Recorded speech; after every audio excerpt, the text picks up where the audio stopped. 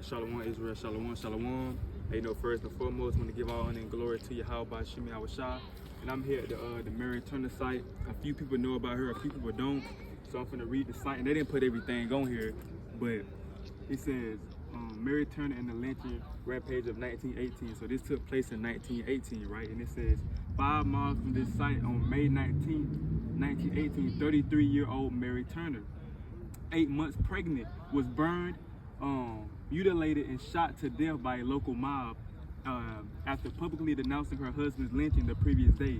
In the days immediately following the murder of a white planter by a black employee on May 16, 1918, at least 11 local African Americans, including the Turners, died at the hands of a lynch mob in one of the deadliest waves of vigilantism in Georgia's history. No charges were ever brought against known or suspect participants in these crimes from 1880 to 1930. As many as 550 people were killed in Georgia in these illegal acts of mob violence, right? So this is going to what would happen to our sister Mary Turner, man. And when you think about it, man, it was a very, very sad thing.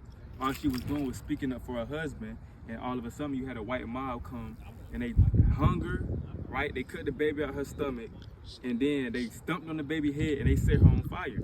This is history that they don't want to talk about. This is history that they want to hide under the rug. They don't want us to know this about our history. This happened to a young sister. She was 33 years old, right? So just imagine being in her shoes, you pregnant, a white mob come to you, they come to you, they beating you up, they cut your baby out your stomach, they stomp on your baby head, and they set you on fire and start shooting at you. It said she was burned, mutilated, and shot to death by a local mob.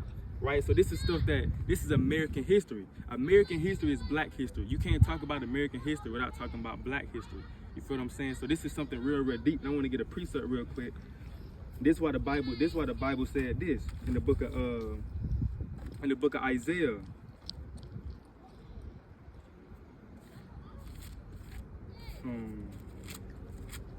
This is the book of Isaiah, chapter 14, verse 21, and it reads, prepare slaughter for his children, for the iniquity of their fathers, that they do not rise nor possess the land, nor fill the face of the world with cities. So the Bible said prepare slaughter for their children, because they're going to have to pay for these crimes. These so-called white people, they walking on stolen land. They inheriting stolen property. This is our land, right? This belongs to us. But they benefiting off what their forefathers did. The wickedness that their forefathers did, they're benefiting from it. So that's why David said, prepare slaughter for the iniquity of their forefathers. David? Yeah, David said, prepare slaughter for the iniquity of their forefathers. I mean, not prepare slaughter, Salakia. He said, let me get it. Cast their head Happy against the shall I stone? be. Yeah, my bad. You good. This Psalms, let me get that thing. This Psalms 137. The brother had a precept. Hey, this Psalms 137 and 7. He said, remember, O Lord, the children of Edom, in the day of Jerusalem, who said, raise it, even to the foundation thereof. O daughter of Babylon, who are to be destroyed. Happy shall he be that rewardeth thee as thou hast served us. Happy shall he be that taketh and dasheth thy little ones against the stones. So that's why David said, happy should I be that dash the little ones against the stones, because all this crime, all this history that they did to our people, it's going to come full circle amongst them. So we're going to be happy in that day, man. We're going to be truly happy. This is the patience of the saints. If anybody asks, what's the saints waiting for? This is what we're waiting on. We're waiting on our enemies, right, to get punished for the crimes that they did to our people, right? And if brother got a precept, brother can definitely bring it out. It says, see, right here it says, no charges were ever brought against known or suspect participant. Right. So I'm trying to find the precept where it says that they hold themselves not guilty. Oh, man. I got you, King. That's the book of Zechariah 11 and 5. That's facts, man. How can you not go to jail for this crime right here? These men were free after what they did to our sisters. This is an Israelite woman. This is a princess of this earth. This is the book of Zechariah 11 verse 5, whose possessors slay them and hold themselves not guilty, and that they seldom say, blessed be the Lord. For it's really much what it is, but like it says right here, you know what I'm saying? It says that, guess what? No charges were ever brought upon these men that did this to our sister, man. You know what I'm saying? And all this stuff happened, you know what I'm saying, from our disobedience, so we don't, you know what I'm saying, keep the commandments of God, man. What's up? Galatians, first said when they hang from the tree. And she was lynched too, so Yeah. you want to get that for him? Let me see what that one. I had one. Let me get this precept real quick and I get this precept. This is Galatians. This the book of Obadiah, chapter 1 and verse 18. In the house of Jacob shall be a fire, in the house of Joseph a flame, in the house of Esau for stubble, and they shall kindle in them and devour them, and there shall not be any remaining of the house of Esau, for the Lord has spoken it. Right? So during this time, this when the Israelites gonna be back on top. We're gonna be back in power. We're gonna be back in our authority. And these heathens, this man is talking about Esau, the so-called white people. This is who they is according to the Bible. They are the Edomites. Right. They're gonna be destroyed. They're gonna do that. They're gonna serve their time in slavery, and then after that, they're gonna be destroyed for the crimes like this. And how can you really do this to a 33-year-old sister, pregnant sister, and get away with it? That's how you know. That's how you know we don't have no justice in this country. The Most High God and His Son gonna be our judge. He's gonna avenge He's gonna avenge us for these other nations, because they ain't gonna do it. They're not gonna be fair, right? They're not gonna be equal. So the Most High God gonna send His Son down, and He gonna set things straight. And He gonna exterminate them for what they did to our people. Those men gotta pay it, and their seed gotta pay too. But you had the precept. Yeah, I got the precept. It's the book of Galatians 3 verse 13. Figure it out. Christ have redeemed us from the curse of the law, being made a curse for us, for it is written, curses everyone that hangeth on a tree. So, you know, we know that that's a curse, man. That happened to, you know what I'm saying, only us in this thing, man. We don't give a dang about the other nations that, you know what I'm saying, we talking about the Israelites, man. Right. It's a sad thing that happened, bro. And it's still, and the main thing about it is that they hold themselves not guilty, man. And they still haven't even, you know what I'm saying, no justice have been brought yet, man. But our people walk around every day, not even considering. They don't even care who they are, man. Right, and that same thing going back to the brother Kendrick Johnson and Van Alster. Right, no justice. Everybody and their mama know that this man was killed.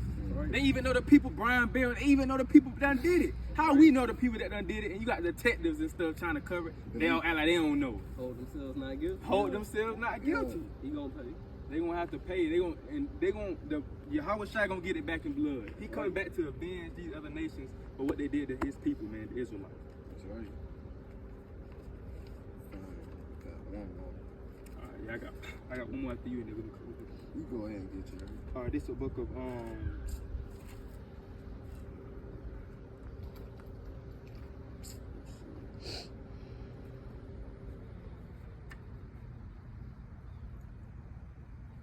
we get the book of 16. This is the book of Ecclesiastes, chapter 10 and verse 7. He said, I have seen servants upon horses and princes walking as servants upon this earth. So the Bible said he have seen servants upon horses. So these people that's oppressing us and over us, that may be sitting on high, they are truly the servants. And the Bible said he's seen princes walking as servants upon the earth. And we walking as servants upon this earth. We captive still. In 2023, we are still slaves, right? Because we still in this land that we was brought over captives in. The so-called white man, our oppressor, he's still ruling over us.